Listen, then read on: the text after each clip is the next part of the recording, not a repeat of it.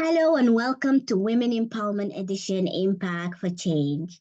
The purpose for the podcast is to provide the space for women to share their stories in an inspiring way to help inspire and empower other women outside there. Today's guest is she's a coach who help individual with business and with their career to reduce their stress, build mental and emotional resilience so that they can focus and and get double focus on revenue. So she have helped so many people outside there. I have known her personally. She's one of the incredible human being that I've ever met. Please help me welcome Coach Annie, all the way from London. Annie, are you there? I am. Thank you, Awada, for such a lovely invite and introduction. I'm really excited about today's podcast. I am excited too. Thank you so much for accepting to be on my podcast. Yeah, no, you're welcome. So, Annie, let's get started. Why don't you tell us a little bit about you and what you do? So I am Annie Mood, and yes, my surname does coincide with what I do. I think it was written in the stars, I guess. And I'm a stress management coach, and I work with men and women, professionals, and women and men in careers or have careers, just to Mm, help them to manage their stress and really to build resilience and to learn how to eliminate a lot of the stress that just doesn't need to be there, really. So mm, I'm formerly a teacher yeah. and a special education needs advisor, and I've done that career for about over 20 years, and then transitioned into coaching. Marvelous, marvelous. What drive you to become a coach? I love helping people, but more so, I just have this interest of solving people's problems that they cannot see for themselves. I feel like I'm a reflector. Like I tend to listen to people and then I can reflect back what is missing. And I don't know, maybe, how I stumbled across that, but that's what excites me about coaching.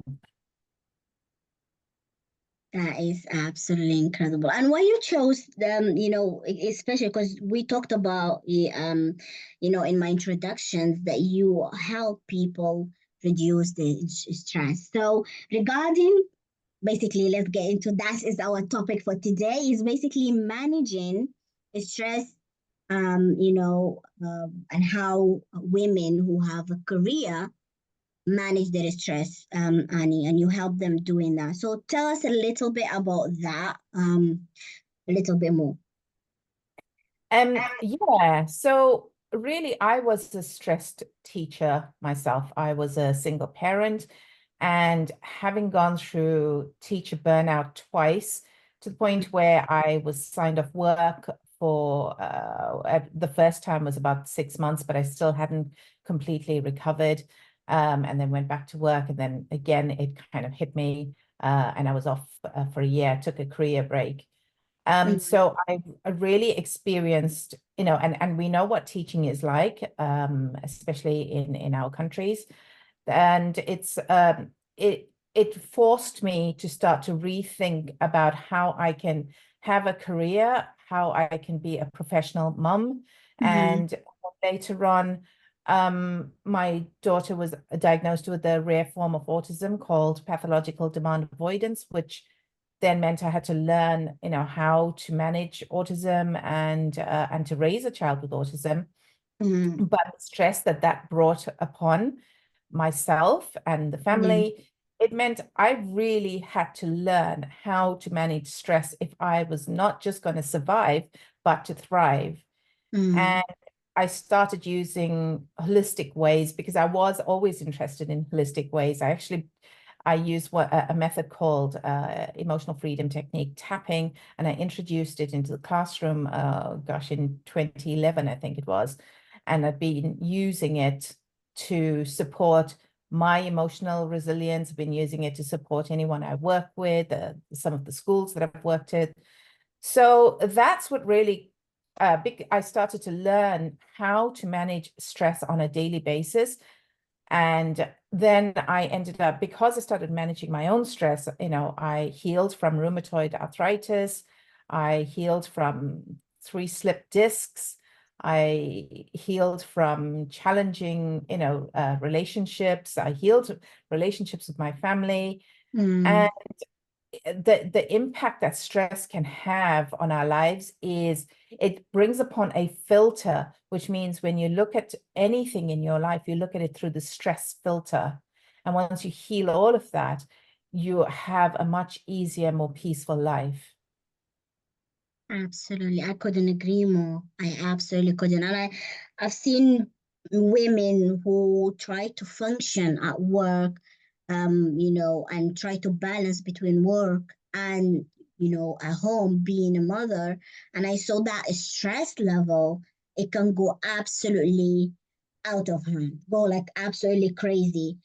So you did actually mention something about technique, but we're gonna get back to it later on. So tell us, what does stress feel like to you physically and emotionally? That's a really good question. So stress is physical sensations, right? That's how Mm, you know you're stressed.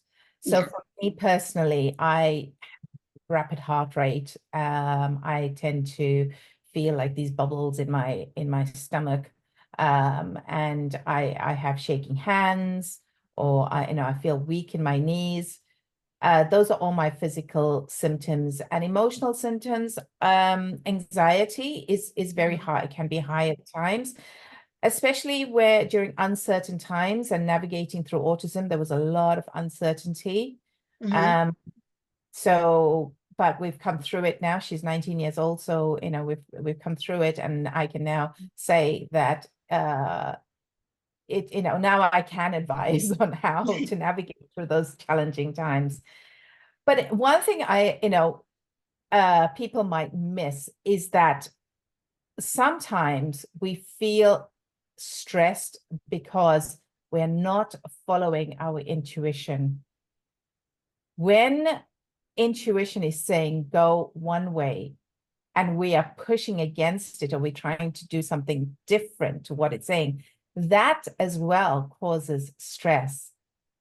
So it's not only our external environment, it's not only our relationships, it's not only our thoughts, it's also when we are not in alignment with our own intuition, because our intuition guides us. And if we are not following it, and if we don't learn how to, then our stress increases.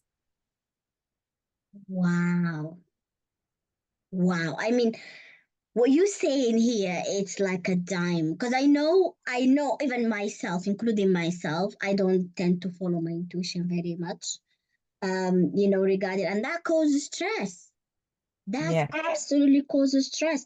So when yeah. you are going through the life challenges that you have going, and tell us at the time, like how is that stress affected you, personally, especially like you working and you're trying to manage home, your children, your kids. How is that affected you personally? Because I know a lot of mothers out there, working mother, professional mothers, they're gonna need to hear what you're saying today, because Mm. women out there, most of they don't tend to follow their intuition, and some of them they're going through a very challenging life. So tell us at the time how it's really affected you and how did you manage it?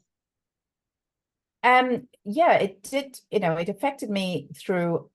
I always knew that when rheumatoid arthritis, when my joints were inflamed, I was Mm, highly stressed. For me, I've hit the peak. I need to calm down. I need to take a break. I need to do something to release. I need to sleep. Sleep is medicine. Don't forget that. And do not sacrifice your sleep for anything. I mean, to that, I can't say anything. Definitely, sleeping 8 hours, that's absolutely, yeah. Yeah. Well, obviously, if you have a little baby, I understand that, but if you can sleep, then yeah, ensure that you do sleep. It is medicine. It can make you feel 100% better. So for me, those were my symptoms. You've got to know what your warning signs are. You've got to know what your symptoms are. And for me, it was rheumatoid arthritis, and it sort of flared up after I had my daughter. And but now it's completely healed. And I slipped 3 discs, just from high levels of stress. And even the osteopath and everyone says, the physio was like, right, it's down to the level of stress that you're going through. It weakens joints, or it weakens the spine, or it weakens various things in our body. We know that it weakens our immune system. So, and the constant getting ill, apart from working in a industry that was full of bugs. If you're a teacher, you'll know that. It's a house of bugs. Yes. It's oh wow. Yeah, but that's due to the level of stress that you're going through, which means it weakens your immune system. And when your immune system is weak, then you catch cold after cold after cold. You can't seem to get rid of it. You have cold sores. And I'll tell you another thing that I know when I need to slow down and when I need to rest is when I get like what do you call it? I can't remember now. In the roof of your mouth. I can't remember what it's called. You get these bumps and so on in the roof of your mouth. But and this is the thing, your body tells you whether you are stressed or not, and you must listen to it. That's what the body's job is. But the mind tends to overpower and tries to push through and tries to say, no, that's not really happening. I'm not really ill. I can't be ill. I can't really be ill now. I've got my child's party, or I've got this, this presentation to finish, or whatever it is. So when we ignore all of these signs, that's when stress becomes bigger, and it hits the point of burnout. So those were my signs of stress, and I'm fully aware of them. But it took me a while. It took me years to learn how my body is talking to me. And that's it. Your body does talk to you. Wow. Wow. I mean, body talks to you, but Annie, first of all, what you say is absolutely, I said I couldn't agree more with you, and it's just incredible what you're sharing. Like, women needs to hear this, but there is women outside there, Annie, that honest to God, that when they go through stress, they don't even recognize it's stress because they're not familiar with the symptoms. They're not familiar with what triggered the stress. So can you dive more into this and share more information about about the symptoms, what they need to be aware of, or what's the first thing they can trigger the stress? That's a really good question. So there are various things that can trigger stress. And that's one thing that we learn through the coaching is what are the stress triggers. And, it's different for every person, but we must remember that we have got these negative thought patterns that are already wired into our brain. So anytime we get triggered by something that causes stress, we have that same pattern that's running through the brain, which is saying to you, right, stress, danger, danger, danger. Okay. So understanding what your triggers are. And like I said, the body will tell you what your triggers are, and your reactions towards things will tell you what your triggers are. So for example, if you are stuck in traffic and you get irritated by being stuck in traffic, that is a warning sign. That's a trigger. That's a trigger, but that is a mindset trigger, because you are now either it's causing anxiety because you are thinking about something that you should be doing instead of where you really are in that moment. So if you need to get to work by a certain time, right, and you're stuck in traffic, there, and you are irritated, or you get angry and you start swearing or whatever it is, and you try to look for a new route and so on, all of that is stress triggers, right? And that's telling it, right, you've just been triggered. So when you know what these stress triggers are, and you learn techniques on how to manage stress, how to manage these triggers, then you tend to live a much more peaceful life. And the thing is, we all believe that the triggers are outside of us. We believe that the triggers come from our environment, come from what this person has said to us or that person said to us, but really it is our reaction that is the actual stress. Wow. Powerful reaction. You're absolutely, I mean, that's absolutely right. Because when I think back, and when I recall, when you were talking, I recalled every situation that I had regarding the stress. So when you say reaction, that is actually such a powerful, and it's true. It's true, because when I was reflecting, um, it's all about how you react to the situation. It's how you manage that reaction, how you control. But honest to God, I found some people they can't even control because they are so much into it that they're not even aware of their reaction, and they can't control they can't control their reaction. So, and that with that really cause not only them having high level of stress, but also affect them personally at home and how they communicate with the family, with friends, and even at work. So how stress has affected you, and as a mother and as a working mother, not only at work, but also like say at home with the relationship with your kids. Because I know many people, including myself, that I know when I'm stressed, like everything goes like it's blank. Like I can't communicate with people well, and it's just gone all hell loose. So how is stress like affected you in those two areas, like at work and at home? At home, it was very difficult, I have to say. But because I'd already started building my levels of resilience, I was able to deal with what was coming my way, because my child really struggled with communication and so on. And so I had to be her communicator. I had to find ways to ensure that she was remaining in school and so on. So, and getting an education.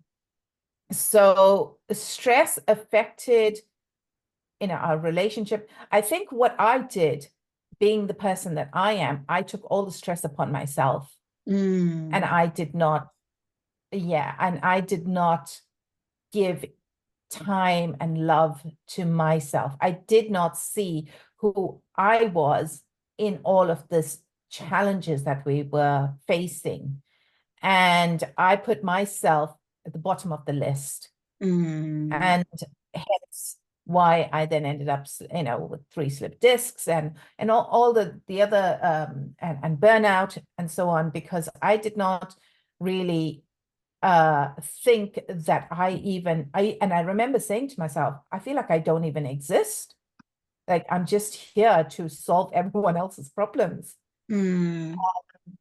So navigating through all of that, I had to learn, I had to do a lot of inner work, and that's what it requires. It requires a lot of inner work because we believe that we have no worthy, no value, and value and self-worth is a program. It is not, we're not born with lack of self-worth. It is a program that we are then born into, and then we adopt it. So I had to work on my own self-worth to navigate through the stresses at home. And it was the same with this with my job, because teachers are very giving. They want to do their best. They have 30 children, sometimes more, that they've got to look after. So you're constantly giving to yourself. So the way it affected me was that I could have been a more present. I could have been a more conscious parent, and if I gave to myself more, if I added myself into the picture. And I remember working with a woman recently, and I asked her in terms of percentage, and I want all listeners to just think about this for a minute, in terms of percentage, how much do they give to themselves compared to everyone else in the family and in work? And this woman, as much as she thought that she was not stressed, she was a bit shocked when she said to me, I only give 5% to myself and 95 to the rest. That's a huge number. That is a huge number. And we're not here, we are here, yes, to co-create with others, which is our families and work and colleagues and so on, but not at the detriment of our own health.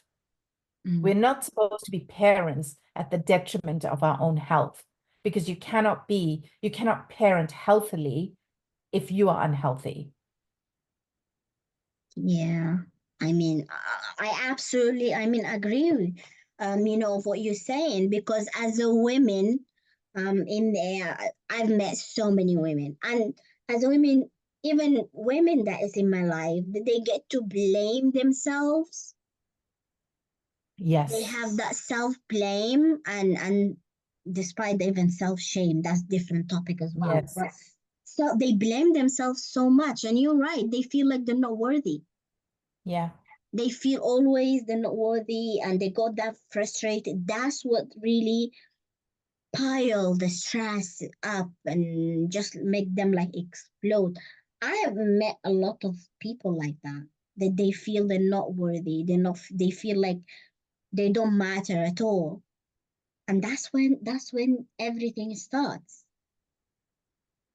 And I think you talked about building resilience. It can be very tough for people to start building resilience. So can you share us the version of your story? How did you start building that resilience to help you with managing the stress? Firstly, I'd like to say it's not that tough as people think it is. The only reason they think it's tough is because they don't know. And if you don't know, of course, you've got no clarity, and you're going to think it's really hard to build resilience. So for me, I use techniques to help me. And like I said, I've used EFT, and it supported me as well as the children in my classroom, and the children that, I did advisory work for, and some of the schools as well, because I did implement it in some schools. EFT tapping is when you tap on, different meridian points on your body, usually on the face, on the chest. And what it does is it's very similar to acupuncture, but without the needles. So you tap on these different meridian points and you release the blockages, because stress is an energy, right? How do you know you're stressed? By the energy that you feel, right? So when energy is not flowing very well throughout the body, that's when we get stressed. And when we are stressed, the energy doesn't flow well. So it's like, you know, a double-edged sword there. But when we start to remove those blockages and start to get that energy flowing again, then you feel a lot calmer. You can make better decisions.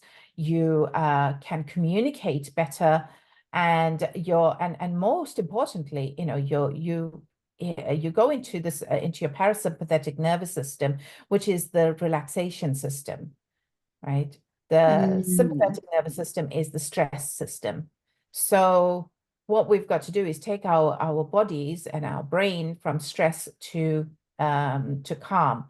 And when we are stressed, the brain thinks danger, danger, danger, or rather, the brain is the one that tells us, hey, look out, there's danger here. We need to, and it releases these chemicals. It releases adrenaline or cortisol into the body to get you ready for fight, flight, or freeze.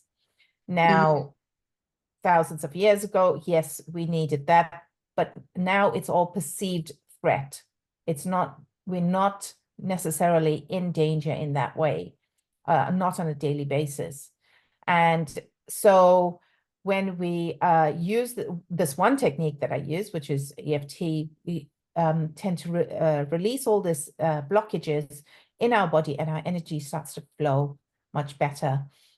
But the way to build resilience is to do the work before you start getting stressed. So having a routine. I have a routine in the mornings, I have a routine in the evenings, and I do resilient building throughout the day. And what I do is, you know, you can people have various ways. There's no one size fits all, but there are various ways to build resilience. And that is to meditate, to be mindful. I use EFT. And there's another technique I use, which is heart-brain coherence, which is from the HeartMath Institute. And they have done lots and lots of research where you get your heart and your brain in coherence, and they're working together, because the heart sends more information to the brain than the other way around. And what we tend to do when we are stressed is we are trying to use our brain to think things through. And it's good for logic, it's good for reasoning, it's good for problem solving, but it's not necessarily good for understanding the bigger picture. It's not necessarily good for feeling secure and certain about the future, or being secure about uncertainty in the future. Does that make sense? Absolutely, because most of people, they worry about the future more than the present. Yes. Yes, and all of these techniques bring you into the present. But when you build resilience, then you find that those triggers that you used to have are no longer triggers, because you've healed from it. There's a lot more to it, you know, especially in the coaching, there's a lot more, because we delve right into the subconscious. That's what rules the roost, right? The conscious brain is the brain that's really just sort of dealing with everyday life. The subconscious, now that's the one where it's on repeat replay. Yeah. And if you don't change those patterns, if you don't even know what the patterns are and you don't change them, you don't understand what your limiting beliefs are, those are going to those patterns are going to play over and over and over again. And you're going to be like, yeah, you know, constantly reacting to this and to that, and just feeling like you've got no control over yourself. And you probably don't have control because you don't know what's playing in the background. Wow. And wow, I mean, and how people, first of all, what you say is very powerful. Like I was like listening there, and I was like, my brain, like the other side of my brain start working. So so so these techniques, you know, you said you helps a lot of I would love to really try these techniques, and I know women who's gonna hear this, they're gonna, you know, want to learn more about the techniques. So these techniques, is it they're doing it in a term of like meditation, or tell us exactly how people they can tap into these techniques to use these techniques fully and engage their body and their brain to get the result they want. I love that question. So meditation is separate. This is completely different. The heart-brain coherence is self-regulation. And that's what we need to do. In order to feel calm throughout the day, we regulate ourselves. And that only needs a few minutes. When you learn the technique, then you learn to do it with your eyes open whilst you're driving, whilst you are, whilst you eat. Okay, maybe not when you're eating, but whatever you do. That would be dangerous. Okay. Even more calm. But no, these techniques are used then and there on the spot. So like I said, I introduced it to my class 2011, so over 10 years ago. And the reason I did that was because these kids were a bit unruly. They were just all over the place. They weren't learning. They were stealing from me. They were arguing. They were fighting. No lessons were happening at all. And, the reward system that I didn't actually believe in anyway, wasn't working. So I approached a coach at the time. I was still the teacher and a coach in our school at the time. I was like, what can I do? And he said, let's try this tapping technique. So basically, that technique we tapped without words. So what we did was, or what I did rather, is we started to tap during the day. So tap in the morning when the kids come to school, tap during, after lunch, before break, tap at any time, really, even when they were struggling to focus, they would tap whilst they are working. And that's what we all can do. We can tap whilst we're working. And what that does is it releases all of that stress that we're starting to feel, all of those negative emotions, all of those disturbances within the body, which means that you're building resilience without you even knowing. You're building resilience as it's going on. And we ended up writing a book about it. It's called A New Approach for Calm Classrooms. And all of the testimonials of the children were in that book, and we taught, it's like a case study of where they were to where they ended up being. And the results were absolutely amazing. So amazing that, parents started to use the technique as well. But I use that technique now in my coaching as well. And I use it. So there are two ways I use this technique. So one way is you can just tap at any time. Anybody can do that. Once you learn the tapping points, which is not very difficult, you can tap at any point. And I actually have a YouTube video I just did recently. I'm starting a YouTube channel where I've done a bit of tapping for negative thinking. Oh wow. And then the one that I use in my coaching is to delve deeper into the subconscious to find out what those limiting beliefs are and to get rid of them. I use that with the psychological side of words and the physical part of the tapping. So building resilience is not as difficult as people think. You just got to be consistent, got to build habits, build routines, start small. And then as you go along, you'll find that you are a lot more resilient to things that, used to bother you before and doesn't bother you anymore.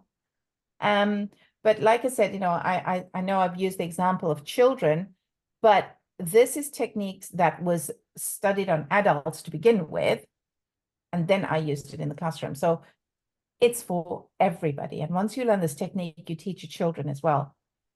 And yes, it's so easy. Oh, wow. Wow, wow, wow. Oh my God. Ladies, if you're hearing this or you're gonna hear this, definitely tap into it. I mean, get that videos. I mean, YouTube video, right? Yes, Annie Mood. I Yeah, oh is my that channel. I'm gonna check that video because I need to release a lot of stress. So I I'll be need that doing a lot more videos. I need that tapping. I mean, does it involve the whole body, the engage all the whole senses? Not the whole body. So if let me explain it. I know, we can't see, but we start with the karate chop point, which is on the hand, right? In a Okay. way you would do a karate chop. Yeah. So Okay. Yeah. you have your two fingers, and then on the other hand, you use your two fingers to tap on the other hand at the karate chop point. Okay. And then we move on over to the corner of the eyebrow. And then we move on over, I'm doing it now at the moment. We move on over to the side of the eye. Either Hmm. side is fine because our meridian points are on both sides, right? Okay. And you can never, ever, ever get it wrong. So never worry about that either. Or you can tap both sides together. Then under the eye, and then under the nose. And you just tap gently. I tap about 7 times. I've got another book coming out where I talk about tapping as well in the book. And then under the lip.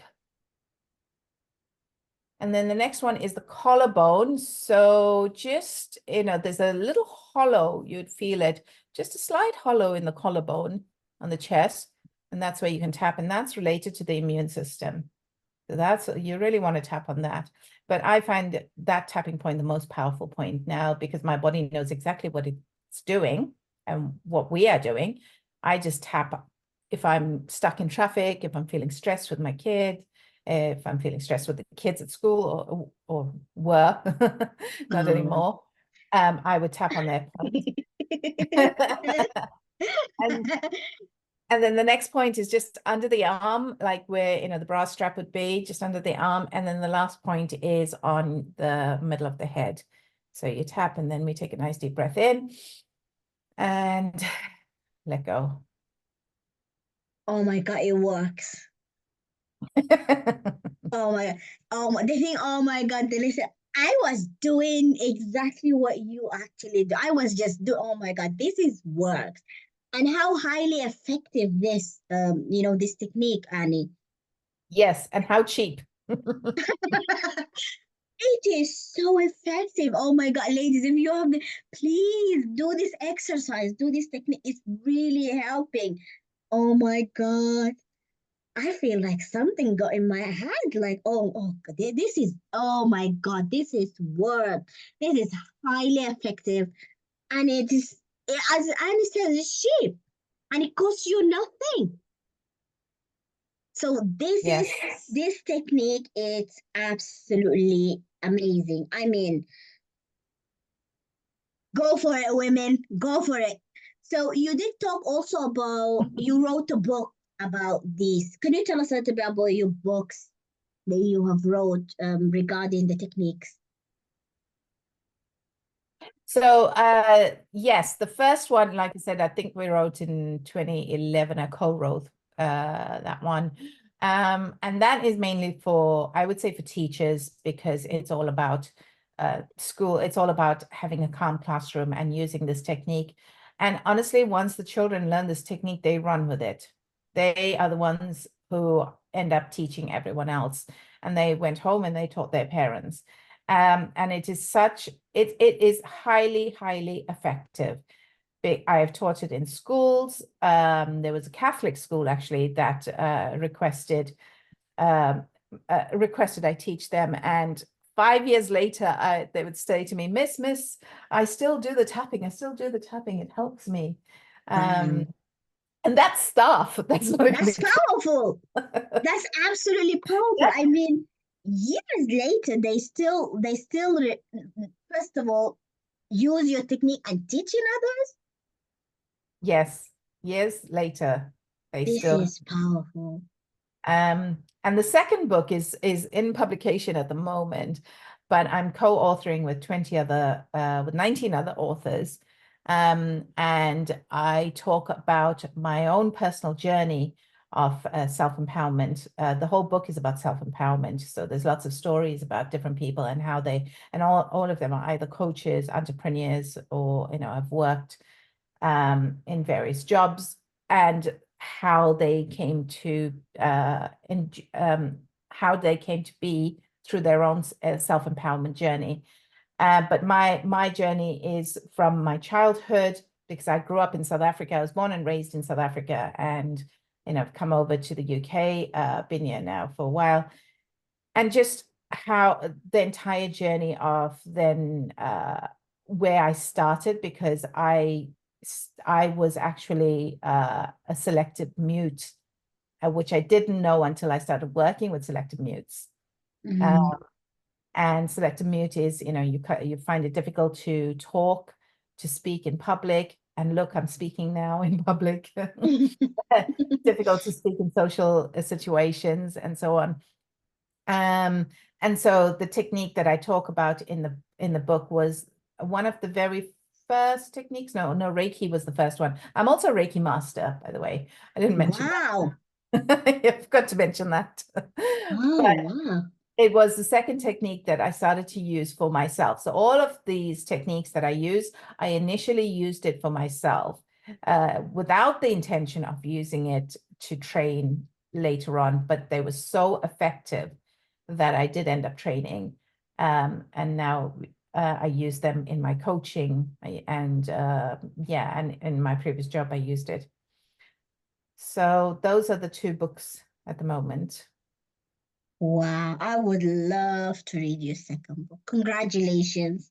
We can't wait until it being released. That's gonna be even more powerful. Yes. Thank you. That is absolutely incredible. So Annie, what advice would you give to women, moms and professional people with career, who going through stress right now, trying to manage in between, being a mother, home, and, managing their professional life?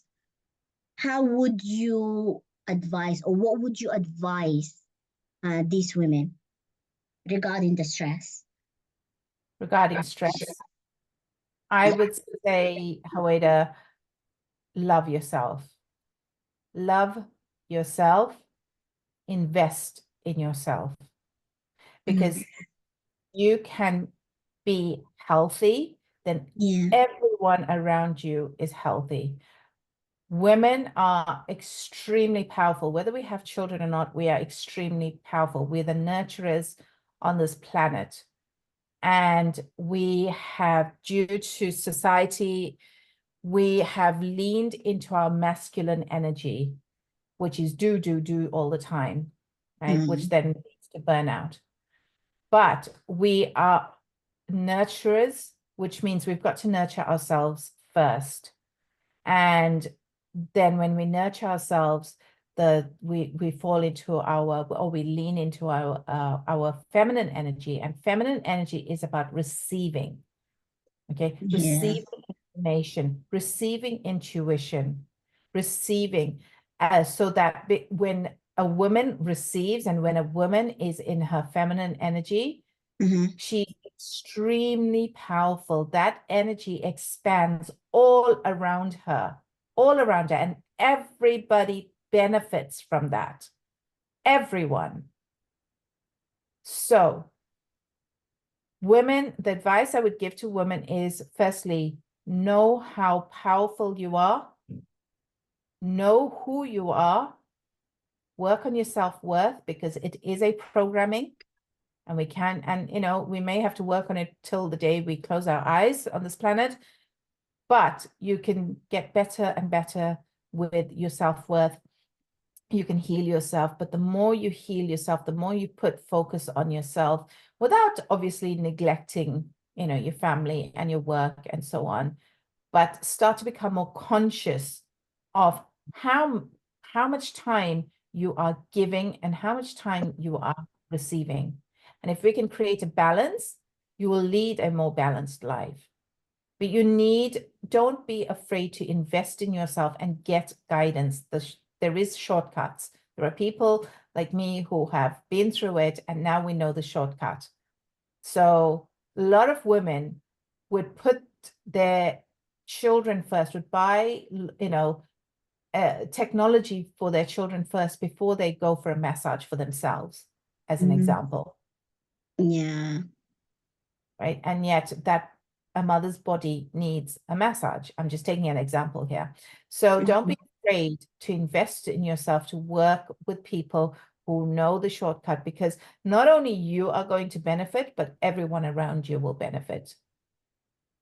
Absolutely, absolutely. What a powerful advice that you give, to women, Annie, because I think they need to hear what you are saying. Because most of women, some women, I'm not gonna generalize. Some women, they do, they do need to look and reflect and, on themselves, take care of themselves first before, take care of other people, putting themselves first and realizing they are worthy and they're valuable as well. That is so powerful. That's absolutely powerful advice, Annie. So if people want to connect with you and communicate with you, where would they find you? So find me on social media, right? Instagram, LinkedIn, Facebook. You can always DM me. I read my DMs. But also I have a website called Anniemood anniemood.newzenler.com.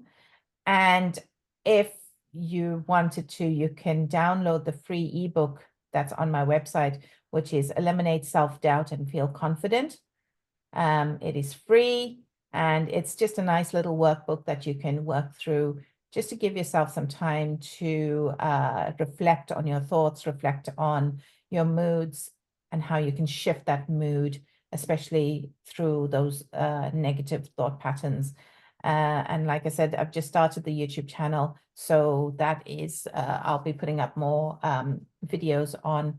And I actually have a membership that I'm going to be launching soon as well.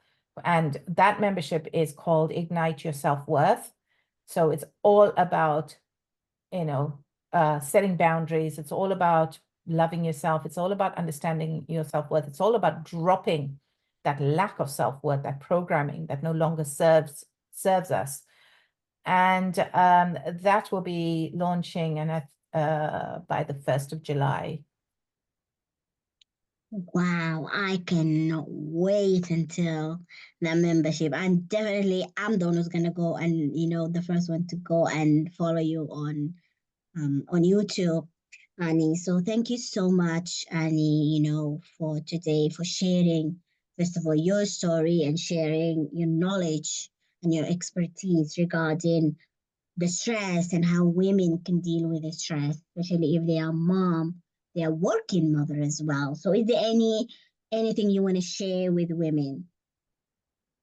Yeah, I would say when you have a moment to yourself, right? Just tell yourself, I love you. I love you, and you're doing your best. Thank you so much, Annie, for being, agreeing and being a guest in my podcast and sharing this absolutely valuable and powerful information. And I'm sure women, outside there, when they hear today's episode, is going to be a life-changing for them, especially when they're regarding the stress and how they deal with it.